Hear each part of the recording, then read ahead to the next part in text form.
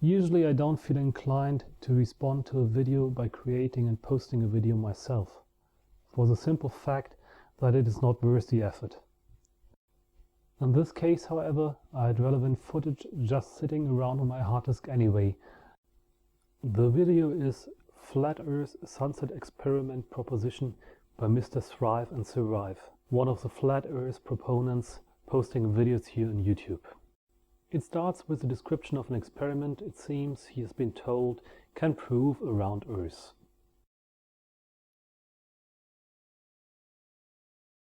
I was thinking about the stupidity of one of the so-called proofs of the globe, which is put out there, and that is if you lay down and let's say you're laying in this nice field, lush green grass, and you're laying there on your little picnic blanket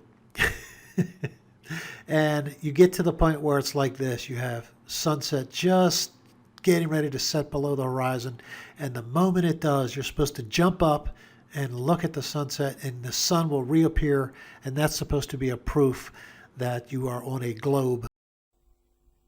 He goes on to describe his objections to the experiment. I have some of my own, as you later see, but let's first hear what he's got to say. Nobody laying on the ground anywhere, not even here at the ocean, which is about as flat as you can get anything, correct, is going to be able to lay there and have nothing in the way between you and the sun. We've talked before, like these waves here, they're about, I don't know, let's say 4 to 6 feet in height above the level area. Let's say they're only 2 feet. So let's go with that. Because the waves are close to you, they would make something at the horizon much obscured. In other words, let's say where the sun is setting, which according to science, you can only see 3.1 miles to the horizon. So you're seeing 3.1 miles to that little dot of the sun in the middle. But if you're laying there on the beach on your blanket, you won't be able to see that sunset, not at this point, because those waves are close to you and in the way. People that know how to do the mathematics of it, they can tell you that if it's 50 feet in front of you and it's a 3-foot wave, well then, it'll tell you that if a building, let's say, was 3.1 miles out there, it'll obscure probably 50% of the building. That's just how perspective works. Let's see how the experiment described is supposed to work. For the sake of the argument, we'll accept that the only place you could do this at all is on the beach, and that all other places on Earth, however flat, are just not flat enough. Neither this, nor this, nor is there any other thinkable setup that we could do the experiment in. So we've got our globe with a small, flat island and nothing but ocean, as far as the eye can see and beyond. As you can clearly see, this depiction is very much exaggerated. For once, because it is kind of difficult to fit something with the diameter of Earth onto your screen.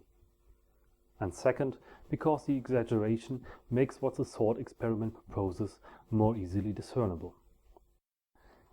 Our observer will probably be a mermaid, since she can't even leave the waterline and climb the next dune. She's looking at the horizon, watching the sun slowly going down and vanish. So what does that mean? She's looking more or less horizontally into the distance. The horizon being the point where her line of sight touches the surface, meaning that it is the point where incoming light from beyond the surface just makes it into her eye, on the way touching the surface tangentially, or rather just not doing so. The point is marked by the arrow. In reality, this is going to be a line instead of a point, of course, forming a circle, or rather a section of a circle around the observer. Since the circle marks a line of equal distance from the observer, it will appear and be flat. The mermaid's field of view is of course not just a line, but rather shaped like a flattened cone. The angle of vision to the left and right is wider than in the vertical direction. Cutting through the cone gives a triangular projection. The bottom section of that triangle is cut away since the water isn't transparent, even for mermaids. She'll see the ocean surface with the sky above it. Unmoving, our mermaid watches straight into a westerly direction, not even moving her head. In the afternoon, when the sun is still relatively high in the sky, she'll not be able to see it. Approaching dusk, the sun already turning orange, and a few minutes before sunset, it will be in the center of her vision, slowly sinking, finally touching the horizon, remember that's the purple line, and then sinking below the horizon. This is the moment she decides to jump as high as she is able to. She tries very much to keep the horizon at the center of her field of vision, which effectively means shifting her gaze down. Remember please that this is a very much exaggerated illustration. For now, let's just say our mermaid is a very proficient jumper that in reality would be able to jump straight to the moon. With a drawing that was to scale, the shift wouldn't be noticeable, as you will see. By jumping while keeping the horizon firmly in her gaze, the point where her line of sight tangentially touches the horizon is shifted. At the same time, this means that the horizon shifted back into the distance. If you compare the original setup with the one she got at the highest point of her trajectory, that will be very obvious. The horizon is marked by the arrows, is clearly in a different location. The effect on her field of vision should be immediately obvious as well. The sun, that originally, when lying relaxedly on the beach, was hidden below the horizon, is now suddenly on the upper edge of her vision. So what about the objection that the waves will interfere with this experiment? Let's look at the same setup, but instead of a sea as flat as a mirror, we have some waves. The waves won't be too high, as that would tend to be associated with bad weather and low visibility anyway. Exceptions like Hawaii exist, of course. But the waves do reach at least more or less the mermaid's eye level. They should not be much higher near the shore, but that's the only limitation we do make. Again, the experiment requires good visibility and an almost cloudless sky anyway. So the waves have an effect indeed. The horizon shifted nearer to the mermaid. Once again, comparing with what we had before, we see that this does shift her field of vision too. So far, this is totally in keeping with the objection. Let's see what happens when the mermaid jumps in this scenario. Amazing! Still the horizon is moved out to the sea, and what was invisible below the horizon becomes visible again.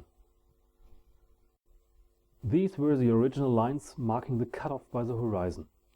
As you can clearly see, they would now pass right through the waves.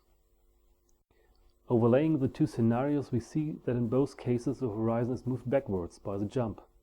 In the scenario with waves, less so than in the one without waves. But then the scenario has a nearer horizon for the resting mermaid too. And another thing becomes obvious.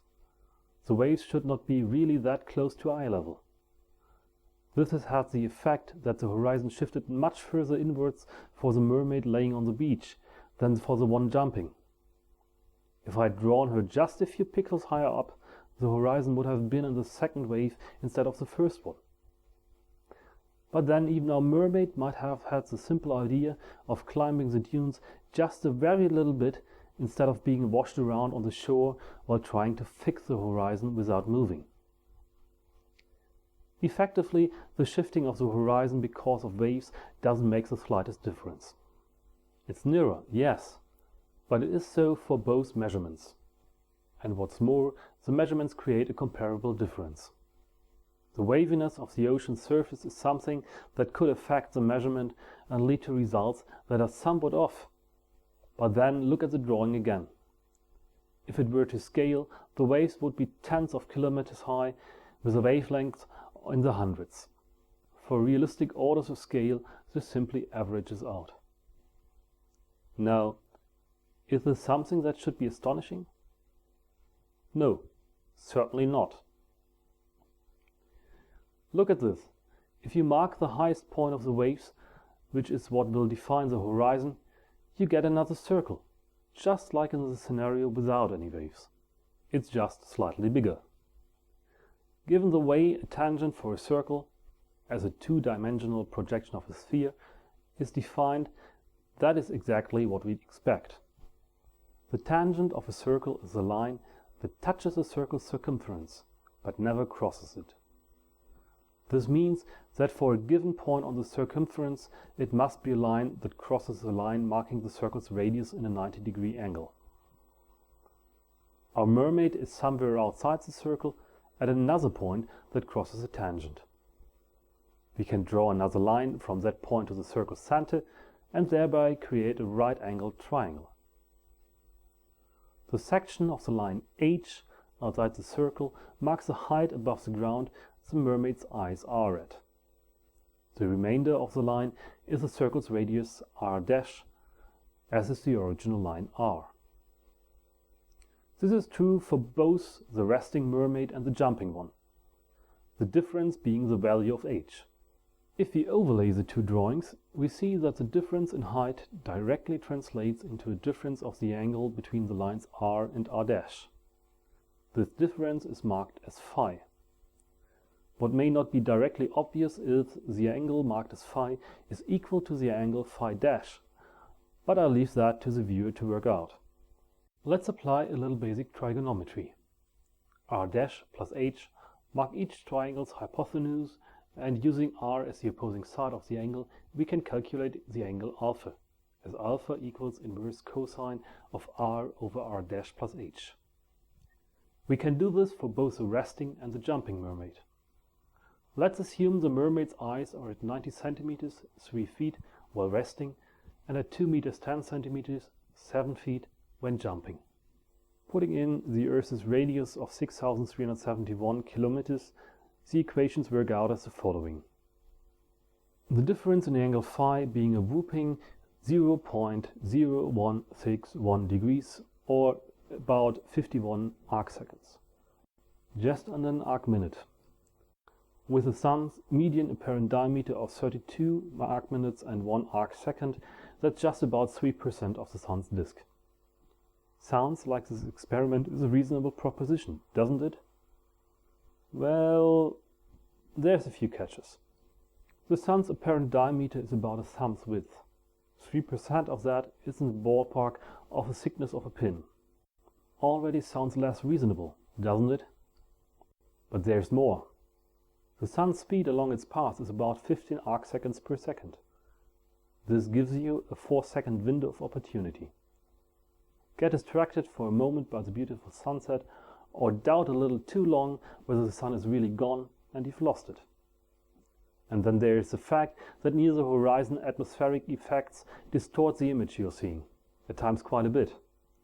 The slightest haze, or even a hint of an upper mirage, will make the result of the test about as trustable as the toss of a coin. You could improve the experiment quite a bit by sitting in front of a really high building and having another person on top of it. At 100 meters height, the difference in angle increases to 0.3 degrees. That's 18 arc minutes, and therefore more than half the Sun's diameter. If you are at a suitable location, that might be a possibility. Now, the original video had a proposition 2 on how to improve the experiment. Here's my proposition, because this is what I can do. I can drive to California. I would set up a tripod with 6 foot 2 inches with the camera on the left. On the right, I would launch a balloon. The balloon would have a camera or cameras on it, and we would take that up to the 500 feet or whatever feet we decide would be good. Then we tether it to the ground with fishing lines, something like that. It's an idea I got from Dave in Wales. So, and what we would do here then is we would synchronize both on the ground and in the air with noise, the cameras, and with time, of course. But I would suggest that at some point I would shoot off a blank in a gun or something like that, so that the cameras would announce it. And then when the sun goes down like that, then we would have recording both on the bottom and on the top. The question is, will the balloon on the right still see the sun when the one on the surface no longer does? As you can see, this is broadly equivalent to using a high building as a second point of observation. But honestly, why bother? If you just open your eyes to what's around you, you don't have to launch a balloon or find a suitably located high building. Consider this photo, for example. See the brightly lit contrails? While it was no longer exactly dark when the picture was taken, it was still just a few fingers width above the horizon and still very orange. Up there, where the plane flies, it already was bright daylight. The contrails are showing pure white, but the clouds below it are still pink. Want another perspective? The following video was taken on October 31st, 2015, 5:15 p.m. local time, over the coast of Bulgaria, just north of Varna, in a plane flying almost due east to follow the Turkish Black Sea coast into Georgia. Flight number TG921, Frankfurt Main to Bangkok. Airbus A380, upper deck, second row from the back, seat number 82K, flying at 12 kilometers height. For a location on the ground with these coordinates, sunset on the date is given as 5:02 p.m. and the video clearly shows that the ground is already dark, while up at the plane the sun is just setting. The colors are distorted, by the way. The horizon actually looked just like it was bathed in copper. Given the fact that we got a clear view of the ground and can see that it is dark down there, a second observer is strictly unnecessary. Any argument based on the fact that there's clouds in the sky and that these might obscure the sun and make it dark earlier is clearly invalid. There is no complete cloud cover and the sun would clearly filter through. And mind you, that is just a video that I happen to have lying around of a sunset as seen from a plane. There's literally thousands of people experiencing this each and every day around the world, sometimes even without clouds in between the plane and the ground.